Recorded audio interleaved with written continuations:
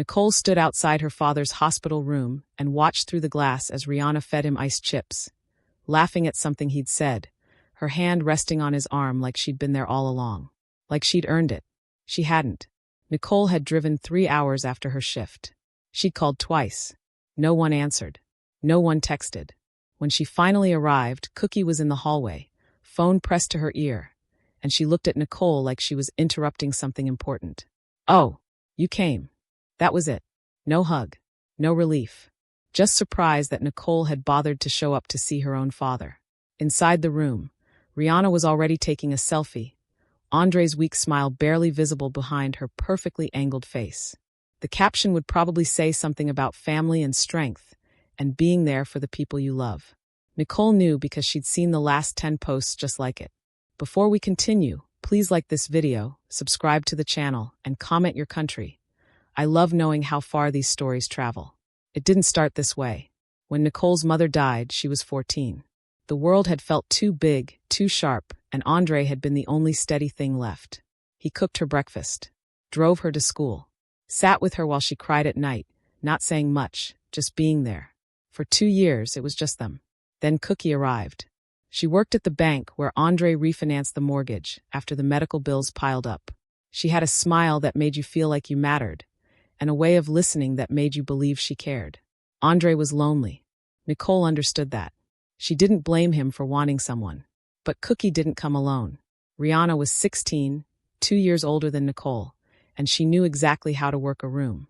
She complimented Andre's cooking, laughed at his jokes, and cried, actually cried, when she talked about her own absent father.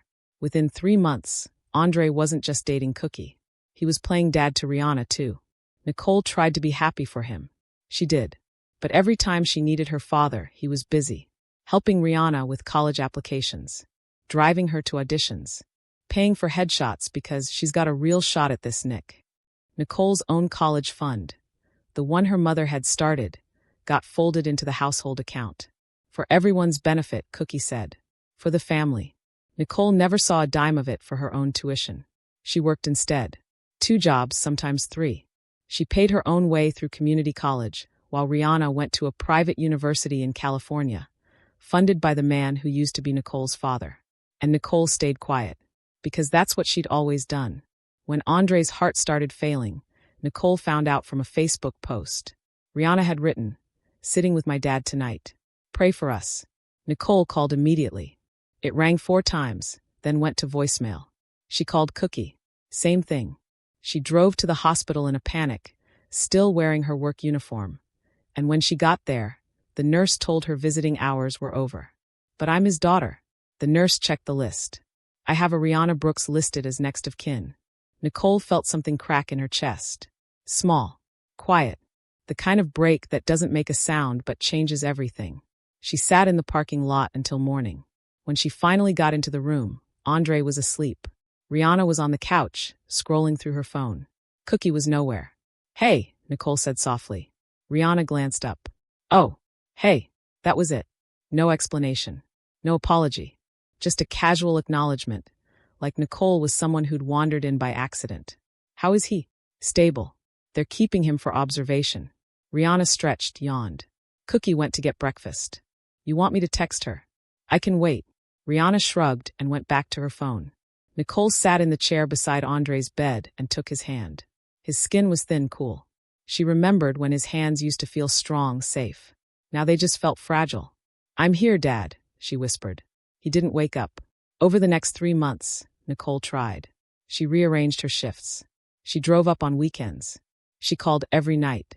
But every time she arrived, Rihanna was already there, holding court, updating relatives, making decisions. Cookie started speaking for Andre. "He needs rest, Nicole.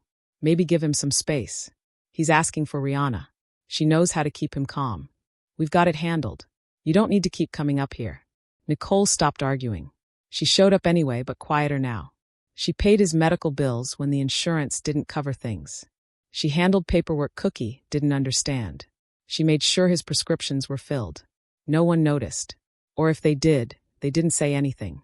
Rihanna's Instagram, though, that told a whole different story. She posted every visit, every tender moment, every time Andre smiled at her. The comments poured in. You're such a good daughter. He's so lucky to have you. Family is everything. Nicole wasn't in any of the photos. When Andre came home, it got worse. Cookie moved him into the master bedroom downstairs and set up a rotation. Rihanna took mornings. Cookie handled afternoons. Nicole was assigned nights, if she wanted them. You work so much, Cookie said sweetly. We didn't want to burden you. What she meant was, we don't need you here. Nicole came anyway. She sat with Andre while he slept, read to him when he was awake, helped him to the bathroom when he was too proud to ask anyone else. He didn't say much anymore. The medication made him foggy, distant. But sometimes, late at night, he'd squeeze her hand. She told herself that meant something. Andre died on a Tuesday morning. Nicole was at work. She found out from a text in the group chat. Dad passed peacefully this morning. Rihanna was with him. Arrangements to follow. She read it 3 times, standing in the break room, her phone shaking in her hand. She called. No answer. She drove home, to the house that used to be hers. And when she walked in, the living room was full of people. Cousins, neighbors, church friends, all gathered around Cookie and Rihanna, who sat on the couch like queens accepting condolences. Nicole stood in the doorway, and no one looked up. She walked over. Cookie. Not now, Nicole. Cookie's voice was sharp, strained. We're grieving. Rihanna dabbed at her eyes with a tissue, though Nicole didn't see any actual tears. Nicole's Aunt Sharon finally noticed her.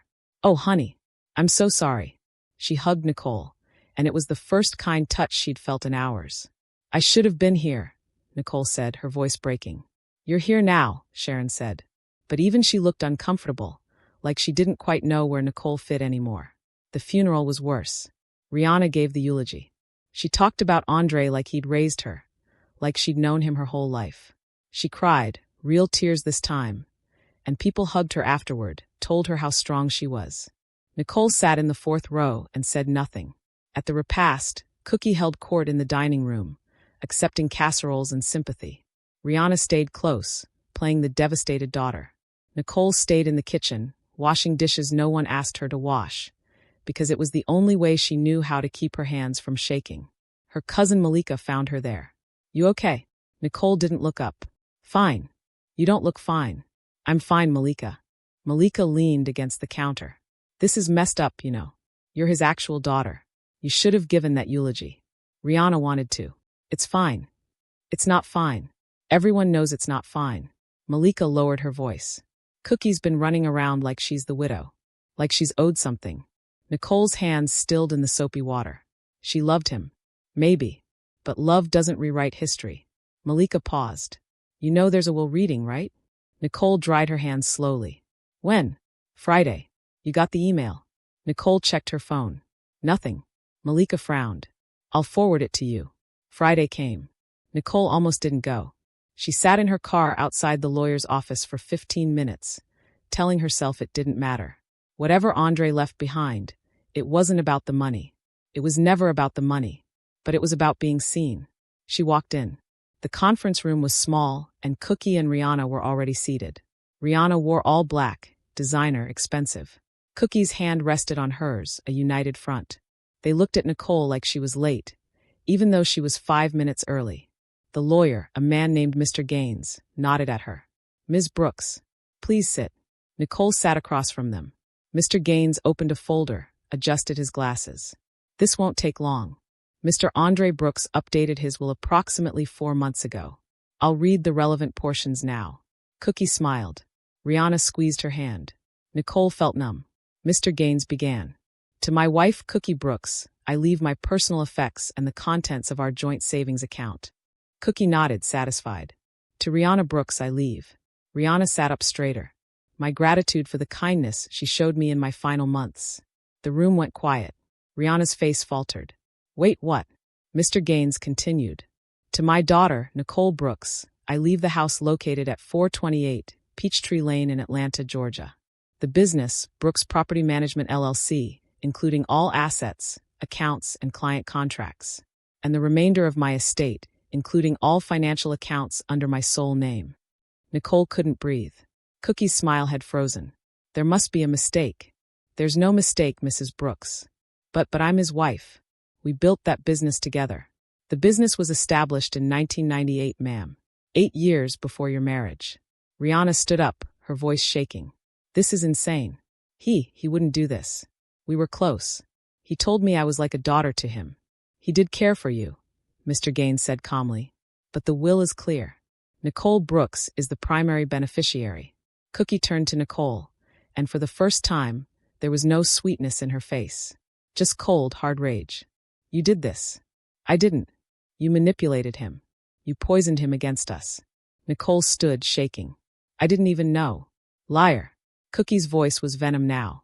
You've been playing victim this whole time, haven't you? Poor Nicole. Poor forgotten Nicole. Mrs. Brooks, Mr. Gaines said firmly, I'd ask you to keep this civil. Civil? Cookie laughed bitterly. She stole everything. I didn't steal anything. Nicole's voice was stronger now, steadier. I was his daughter. Rihanna looked at her, eyes red. And I wasn't. Nicole met her gaze. For the first time in years, she didn't look away. No, she said quietly. You weren't. Nicole walked out of that office with her father's keys in her hand and a weight in her chest that felt nothing like victory. Cookie's voice followed her into the hallway. This isn't over. Nicole didn't turn around. In the parking lot, she sat in her car and stared at the keys. The house key, the office key, the safe deposit box key. All of it hers now. All of it proof that her father had seen her, even when everyone else chose not to.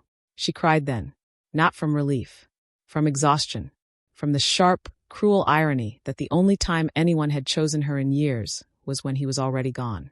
The house was quiet when she walked in. Cookie and Rihanna had taken their things. Cosmetics from the bathroom, dishes from the kitchen, framed photos from the hallway. They'd left the furniture, but only because moving it would have taken time. The spaces where their lives had been felt loud, obvious. Nicole stood in the living room and tried to feel something. Triumph, maybe. Ownership. But all she felt was the echo of her mother's voice, back when this house still felt like home. She walked upstairs to her old bedroom. Cookie had turned it into a guest room years ago, but the closet still had some of her things. Boxes she'd never unpacked after moving out. Yearbooks. Old journals. A shoebox full of photos from before. She pulled one out. Her and Andre at her 8th grade graduation. He had his arm around her, proud, beaming. She was smiling so wide her eyes were closed. She put it back and closed the box. The business was worse. Brooks Property Management had been her father's pride. He'd started with 2 rental properties and built it into a portfolio of 30 units across Atlanta. Single-family homes, mostly. A few duplexes. Good tenants. Steady income. But when Nicole walked into the office Monday morning, it was chaos. The property manager, a man named Greg, looked up from his desk like he'd seen a ghost. Nicole, I'm taking over. Greg stood. I didn't know you were involved in the business. I wasn't. I am now. He shifted uncomfortably. Cookie said she'd be handling things. She was here last week going through files. Nicole's jaw tightened. Cookie doesn't work here. She said. I don't care what she said. The business is mine. If you want to keep working here, you work for me. Greg blinked, then nodded slowly. Okay. Yeah. Okay. Nicole spent the rest of the day going through everything. Contracts. Leases. Bank statements. Her father had been meticulous, but there were holes. Expenses that didn't make sense. Payments to vendors she didn't recognize. She called the accountant. Ms. Brooks, I'm so sorry for your loss. Thank you. I need to understand these entries. She rattled off dates and amounts. The accountant hesitated. Those were authorized by Mrs. Cookie Brooks. For what? Repairs, I believe. She said your father approved them. Nicole's stomach dropped. How much? Over the last 6 months? About $43,000. Nicole closed her eyes. I'm going to need records of every transaction she authorized. Of course. She hung up and sat in her father's chair. Her chair now. And let the anger settle into something colder, sharper. Cookie hadn't just expected the inheritance. She'd been spending it early. The calls started that night. Cookie first. We need to talk. No, we don't. Nicole, please. This is childish. What's childish is stealing from a dying man. I didn't steal anything. Those were legitimate expenses. Then you'll have receipts. Silence. I want copies of every invoice, Nicole said. Every receipt. Every work order. You have 1 week. You can't just. I can. And if I don't get them, I'm filing a report with the police. Cookie's voice turned icy.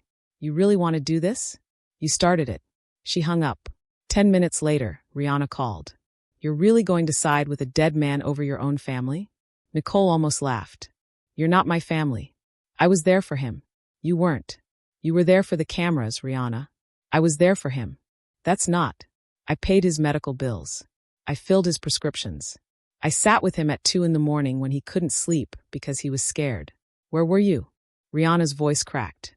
I loved him. Maybe you did. But love doesn't mean you get to rewrite history. Nicole hung up before Rihanna could respond. The receipts never came. Instead, Cookie showed up at the house. Nicole answered the door and didn't invite her in. I don't have the receipts, Cookie said. Some of the work was done under the table. Cash payments. How convenient. It was your father's idea. My father kept records of everything. Cookie's expression hardened. Fine. You want to play it this way? I'll get a lawyer. Good. So will I. You think you're going to win this? You think people are going to side with you? Cookie stepped closer. Everyone knows you abandoned him. Everyone knows Rihanna was the one who cared. Then everyone's wrong. You can't prove anything, Nicole. I don't need to prove anything. The will already did. Cookie stared at her, and for a moment Nicole saw past the mask, past the sweetness and the performance. She saw a woman who'd gambled everything on a man who wasn't hers to claim. And lost. You're going to regret this, Cookie said quietly. Maybe, but not today. Nicole closed the door. The first tenant called 2 days later. Ms. Brooks, this is Danielle Hayes.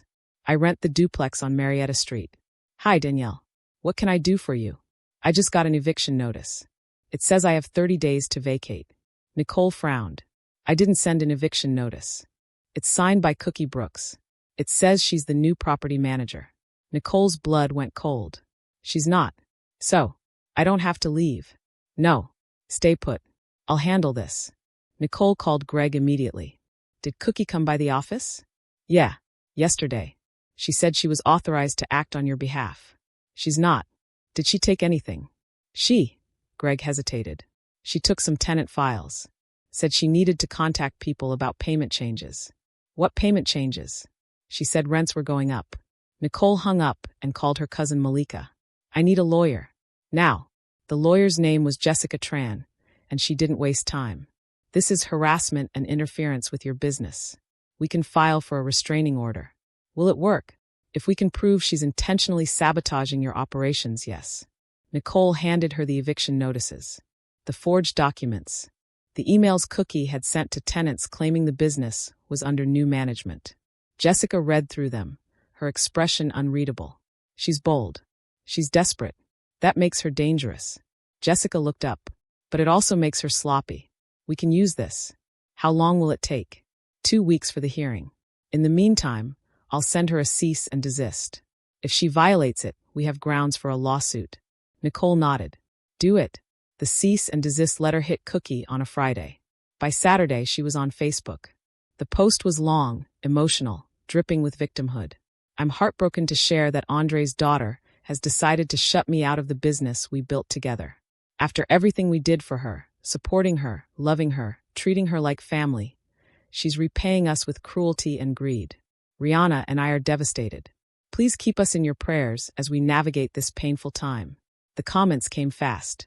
I can't believe she'd do this to you. You gave that girl everything. Some people have no loyalty. Nicole read it twice, then closed the app. Malika texted her immediately. Don't respond. Let her look crazy. Nicole didn't respond. But she did screenshot the post. And she sent it to Jessica.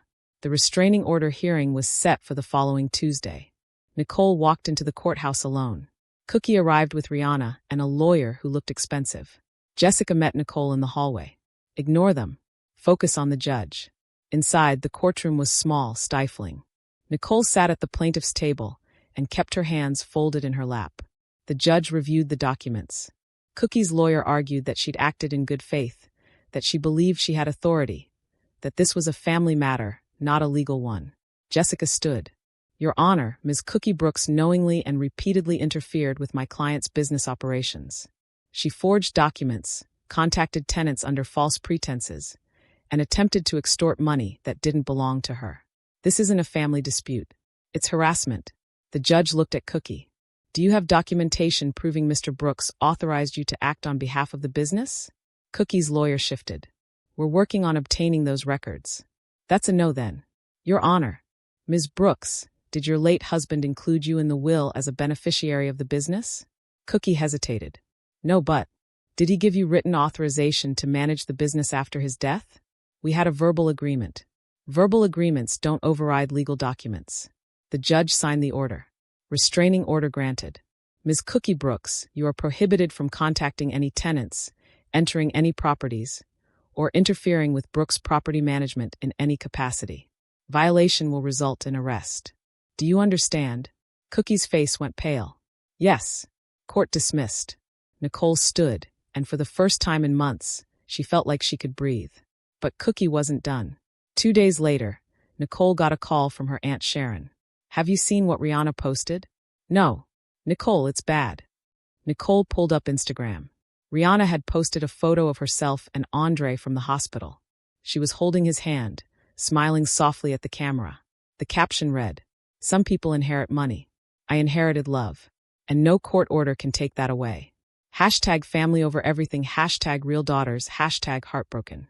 The comments were worse than Cookie's post. You deserved better. She's going to regret treating you like this. Blood doesn't make you family. Love does. Nicole felt her hands shake. Malika called. Don't respond. I'm not. Good.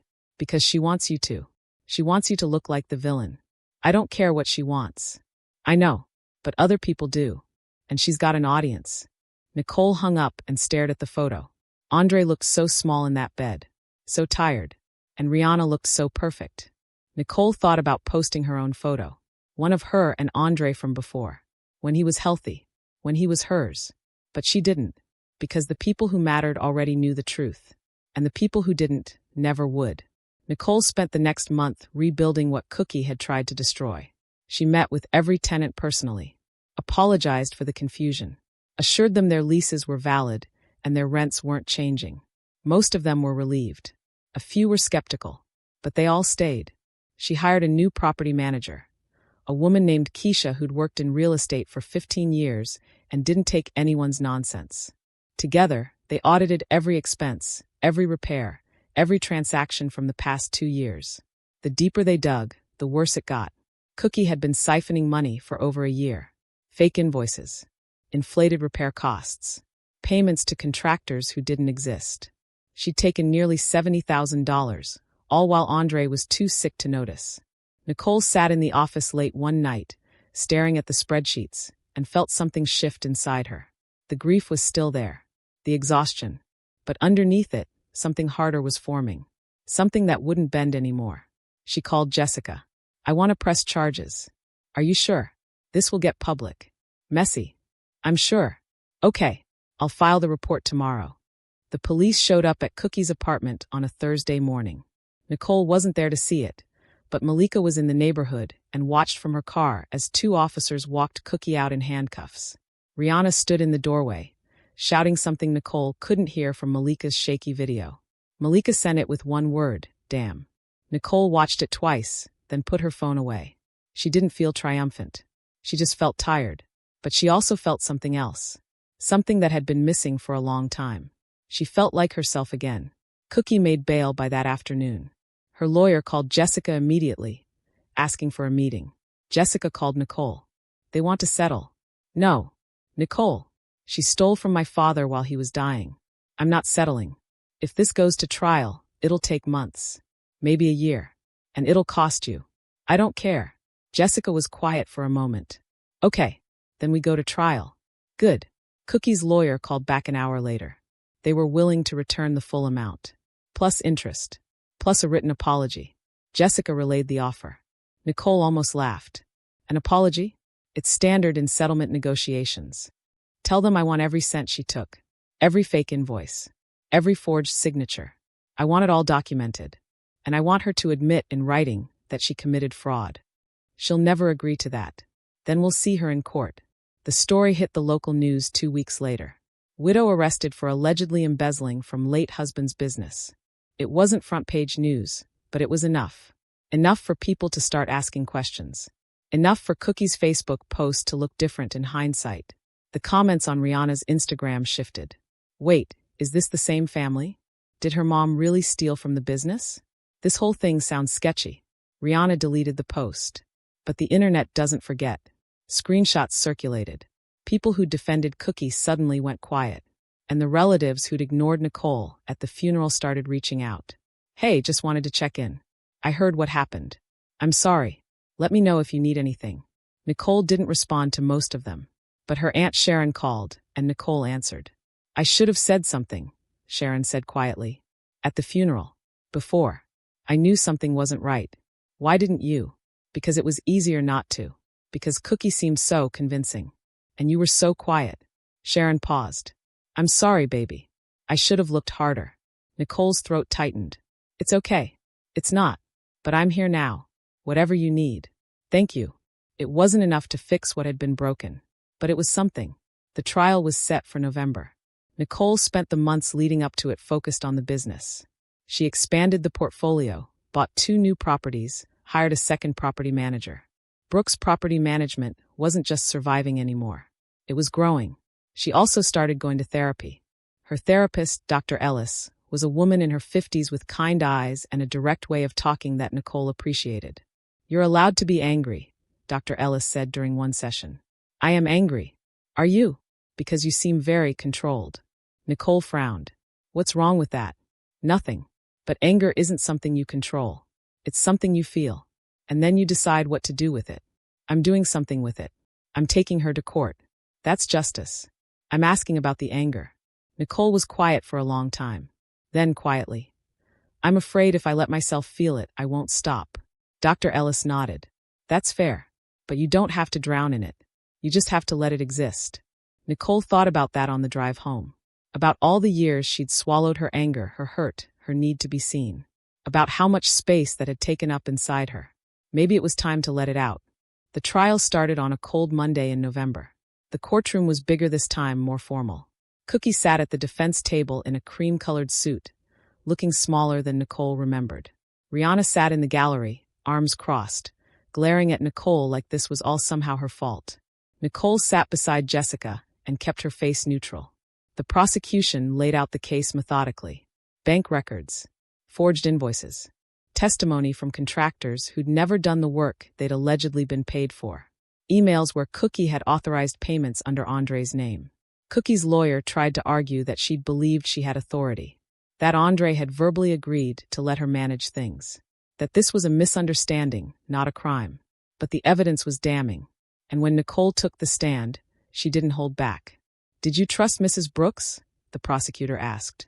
At first, yes. Why? Because my father loved her, and I wanted him to be happy. When did that change? Nicole looked at Cookie. When I realized she didn't love him. She loved what he could give her. Cookie's lawyer objected. The judge sustained it. But the jury heard it. The prosecutor continued. Did you know Mrs. Brooks was taking money from the business? Not until after my father died. What did you do when you found out? I confronted her.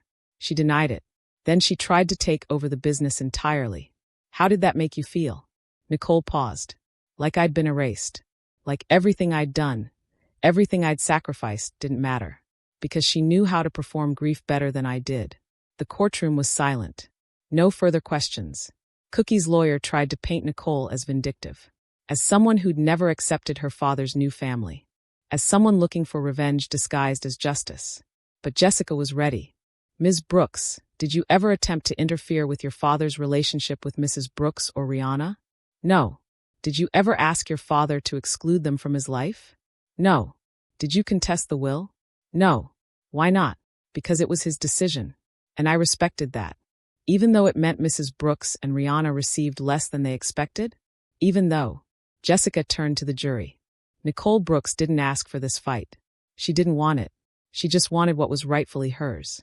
And when Mrs. Cookie Brooks tried to take that too, Nicole did what anyone would do. She stood up for herself. The jury deliberated for 4 hours. When they came back, Nicole's hands were shaking. On the charge of fraud, we find the defendant guilty. Cookie's face crumbled. Rihanna gasped from the gallery. Nicole felt nothing. And then everything. And then nothing again. The judge set sentencing for 2 weeks later. Cookie would likely face probation, restitution, and community service. Maybe jail time, though Jessica said it was unlikely for a first offense. Nicole didn't care about jail time. She cared that the truth was finally public. That Cookie's mask had finally cracked.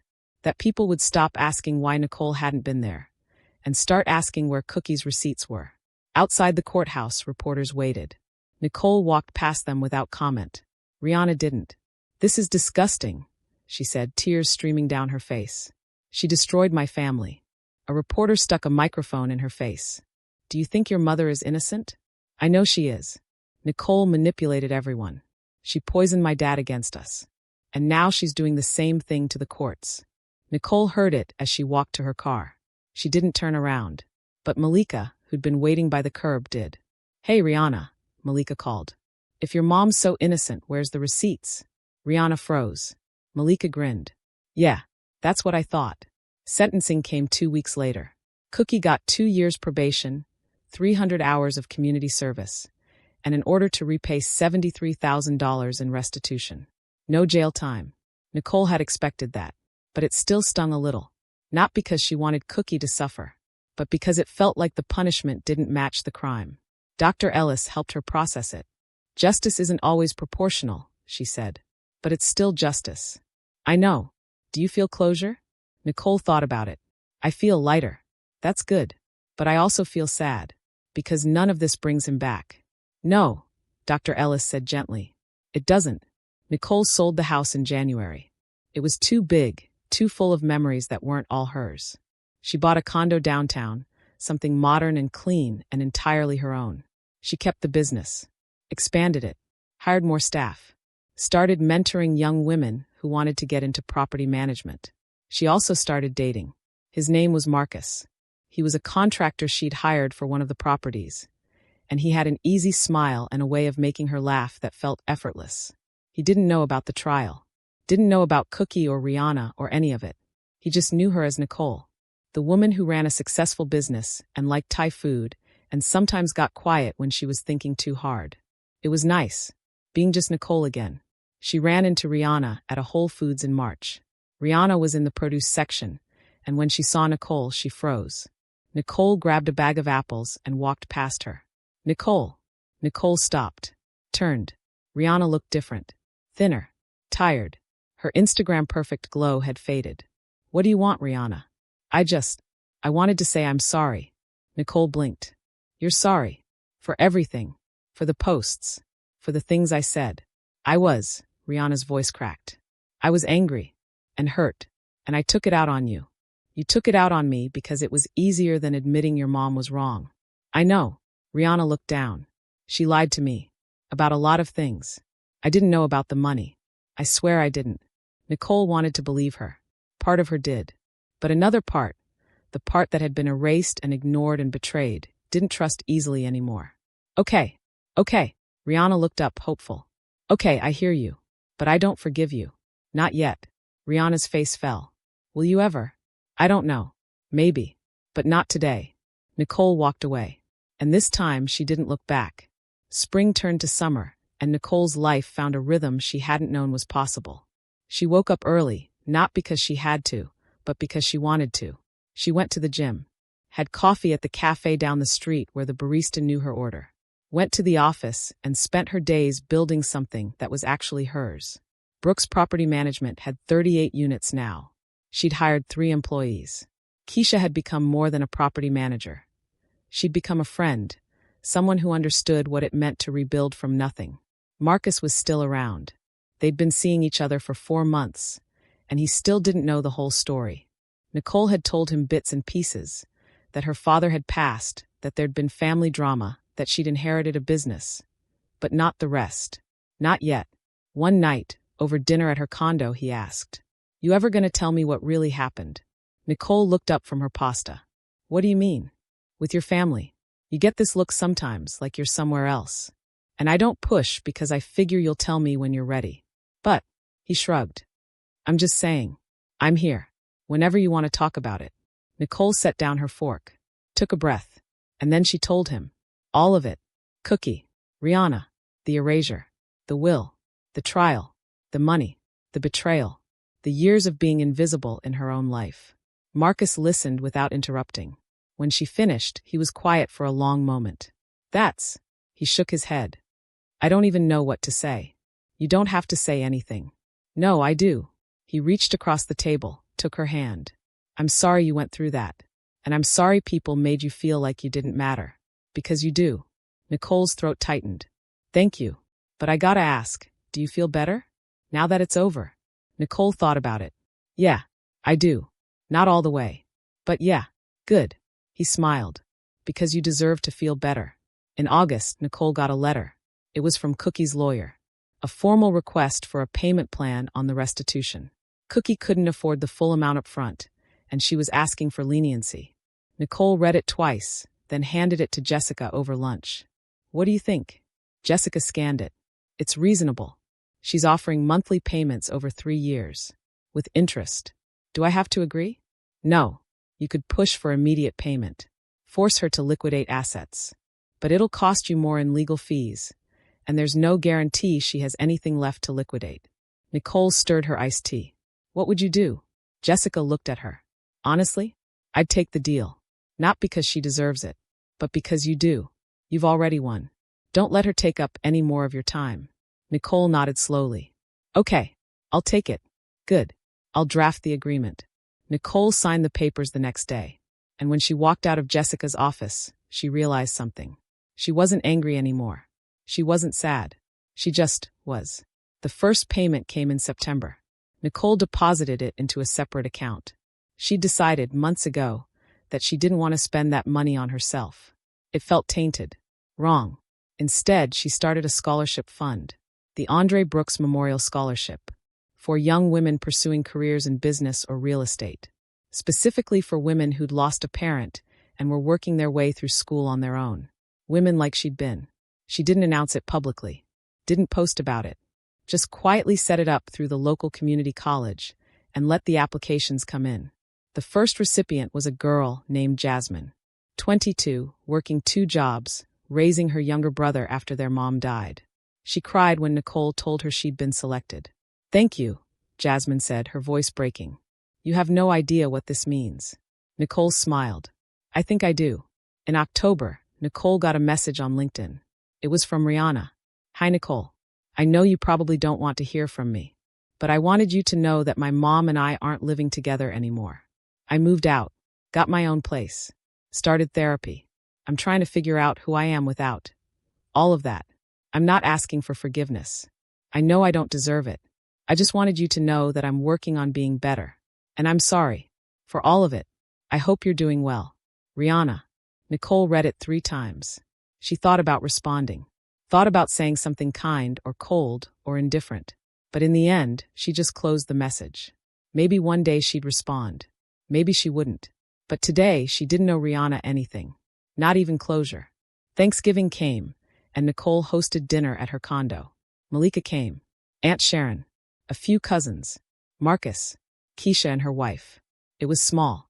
Loud. Full of laughter and too much food and people who actually wanted to be there. Sharon pulled Nicole aside while everyone was clearing dishes. Your daddy would be proud, you know. Nicole smiled. You think so? I know so. Sharon squeezed her hand. You turned all that pain into something good. That takes strength. I had help, maybe, but you did the work. Sharon paused. And you didn't let them break you. That's what matters. Nicole hugged her aunt, and for the first time in years, she felt something close to whole. December came, and with it the anniversary of her father's death. Nicole went to the cemetery alone. She brought flowers, sunflowers his favorite, and sat on the grass beside his headstone. Hey, Dad, she said quietly. I know it's been a while. The wind rustled through the trees. A few leaves drifted down. I've been busy. The business is doing really well. We just hit 40 units. And I started a scholarship in your name.